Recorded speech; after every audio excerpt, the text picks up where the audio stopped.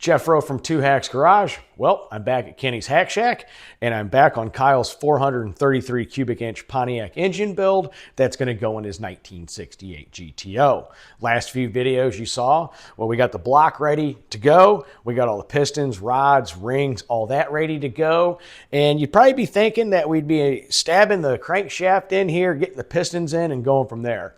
However, that's not what we're doing today. We're kind of getting the cart before the horse, but not really. We're actually going to install the camshaft prior to all that. There's a reason why, and a viewer of the channel who's a friend of mine, who also happens to have a really wicked 1967 GTO, I had a conversation with him yesterday, and like I said, I have not built many Pontiacs, and he gave me some advice on getting the camshaft installed prior to doing all that, and there's a reason why. With that, let me show you what we're going to be using first, and then I'm going to explain why we're going to put the camshaft in prior to everything else. All right, well, here's what I'm working with today, guys. It's pretty simple. I've got a comp hydraulic roller cam. I'm not going to go over specs today or anything like that. We're going to go over all that when we put the timing gears and get it all set up the way it should be. So yeah, I've got my comp cams hydraulic roller camshaft. I've got some parts from Butler Performance. This is their cam retainer plate that I got from them, along with their cam bolt kit. I didn't have this from Kyle's previous builds, couldn't find it, so I went ahead and called these guys up. Their customer service is awesome, and I got it in just a couple days. So there's the parts we're going to be using. A little bit of thread locker blue. I know some people have their ways of not doing stuff with thread locker, or they do use it. However, I am going to be using some medium strength thread locker blue. This does hold things in place very well, and it's hand tool removable. Nothing crazy. It's just a little bit of added security. I have really cool tools, guys, that you've seen, and I've got various cam handles for install. However, I didn't have one that fit the snout of this cam. It's a 1/2 inch by 20 fine thread. So all I did is I went to the hardware store, bought me a grade 8 5-inch bolt with that thread pattern, and that's going to work perfectly. So yeah, those are the things that I am working with today. And here is why I am installing the camshaft first. Obviously, the camshaft goes in from the front of the engine over here, and you fish it through. Well, in some cases, if you need to get in here and start helping it through, you don't have the crankshaft in the way, you have nothing in the way. It's all open. This is as bare as it's going to get when installing a camshaft. If you were to flip this engine over, there's not much room in here to get in there. So the best way to do this, if you got to help fishing it through for each cam journal, this is the best way. So while the block is bare, it's the easiest method to go ahead, put your cam in this way. So if you need to help fish it through, you're less obstructed, and it makes it a whole lot easier. Might be kind of hard to see, but my friend Mikey, he came over and gave me a hand today. We went ahead and took the engine off the other engine stand that I use primarily for painting, and we took it off and we installed the rear freeze plugs and the rear cam plug. The rear cam plug, guys, all you do is when you put that in, I use some of that aviation sealant, and you just put it flush.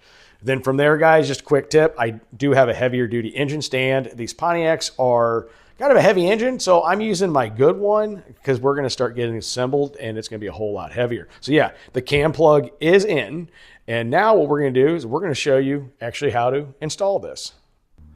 All right, first off, guys, one thing you do want to make sure prior to any of this, you want to make sure you clean all the lobes and everything on your camshaft, and you also want to make sure your cam bearings not only are installed correctly, but you want to make sure the bearings are also clean. I've already cleaned the cam, and I've already cleaned the bearings. Now I'm going to go ahead and lube the bearings. I prefer using Cleveite bearing guard and assembly lubricant. Seeing this as a hydraulic roller, I can also use this on the camshaft itself. Mind you, if you're installing a flat tappet cam, you want to use something moly zinc related, but this will work just fine for the hydraulic roller. So what I'm going to do is I'm going to go through here and I'm going to get this lubed up. This stuff is a red tacky lubricant, as you can see. And it's extremely, extremely, extremely good for, nothing to run off and, keep things in place where you need it. So all I'm going to do is I'm going to go through here. I'm going to get this all lubed up.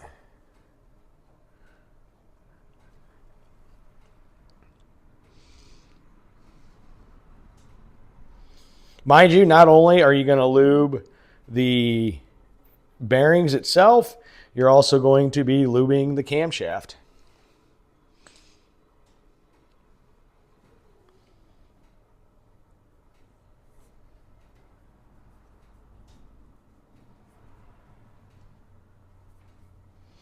It's not too hard, a little bit of messy, but nothing too bad.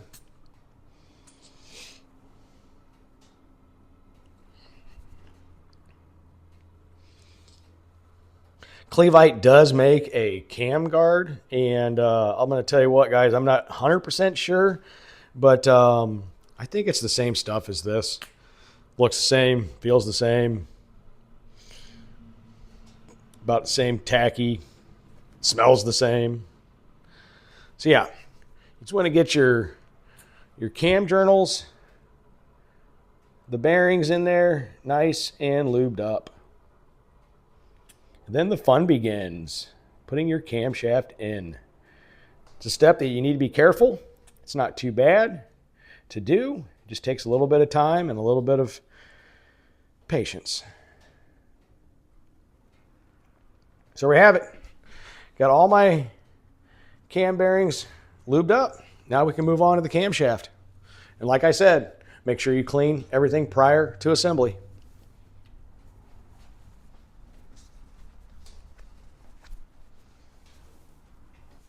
All right, so all the cam bearings are lubed up. I've got my camshaft clean, my hands are clean, and I went ahead and I threaded that bolt in there. That's going to be my cam handle. Like I said, I have specialty tools for this, but not that work with this application. So what I'm going to do is I'm going to show you something that I like to do as a little bit of trick that kind of helps things out. So first thing first, I am going to get some of the assembly lubrication on here.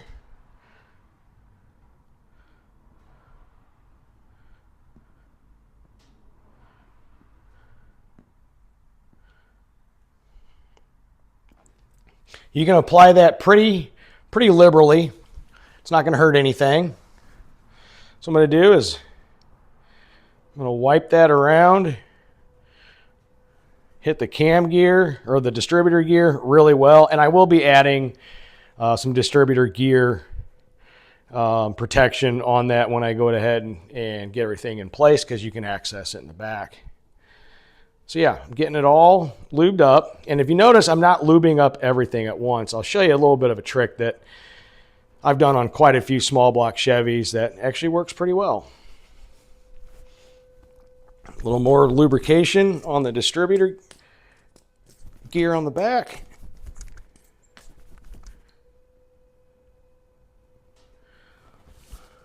So what I'm going to do, guys, is I am actually going to install this on this journal and the cam. I'll show you why I do that. So you carefully want to insert that in there. You don't want to force it. You don't want to nick anything, so you just want to go slow.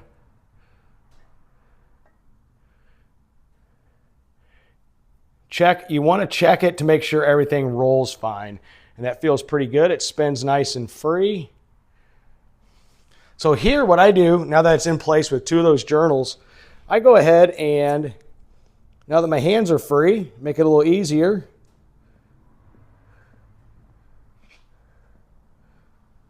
I'll go ahead and lubricate things up like that.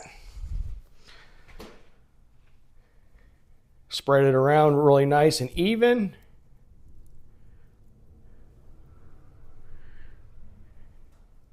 Want to make sure you get things very well lubricated. Mind you, before we put lifters and all that in, we'll be making sure everything's good to go.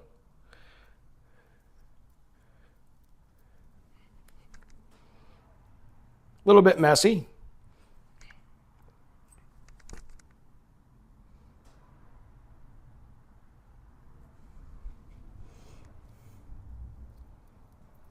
And I am going around the whole entire lobes with these guys, making sure it's got enough lubrication on there. All right. So that's lubed up pretty well. Just going to wipe my hand off a little bit.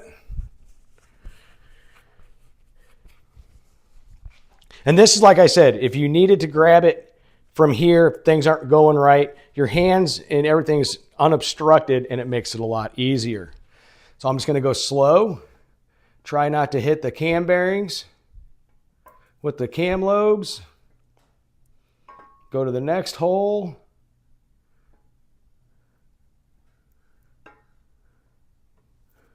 Turn it, see how it feels. Make sure it's not tight. Feels pretty good. I'll work my way to the back, to the next journal.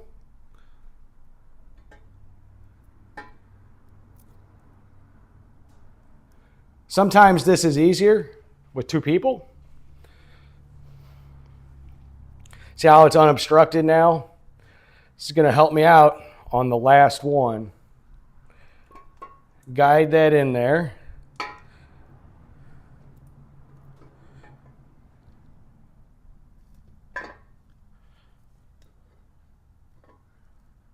Voila, look at that. You want to turn it, make sure it feels like it's not overly tight, and that feels really good. Move it back and forth a little bit.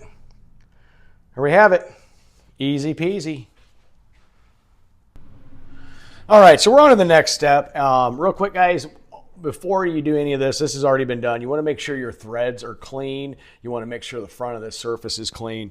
This is where we're going to install our cam retaining plate. Like I said, I got this from Butler. It's a quality piece, although there is a correct orientation. You see that groove in that hole, and on the back side, just the hole, and you see the groove in the block right there.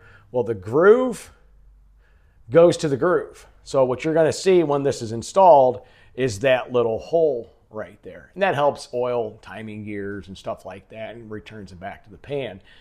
So that's how you do that. Now, mind you, this kit did come with some grade 8 bolts and some lock washers. So all I'm going to do is I'm going to put a little bit of blue Loctite on there. Like I said, a lot of people have their own way of doing this. But all I'm going to do is just, on these bolts, I'm just going to put a drop. A little bit of this stuff goes a long way. So it's probably a little bit too much. Let me get some of that off there. And all I'm going to do with that at this point is, first step first is I'm going to line it up with the first bolt. Kind of get it finger tight like that. And I'm going to do the exact same thing with the second one. So like I said, you got your bolt, got your lock washer, just a little bit of thread lock on there. Like I said, a little bit goes a long way. Get that on there. My finger tighten that in the hole.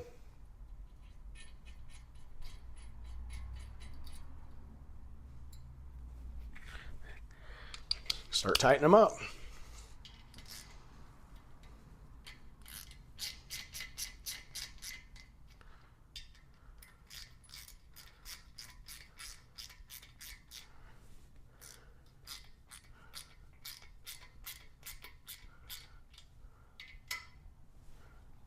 Make sure that you crush the lock washer in place.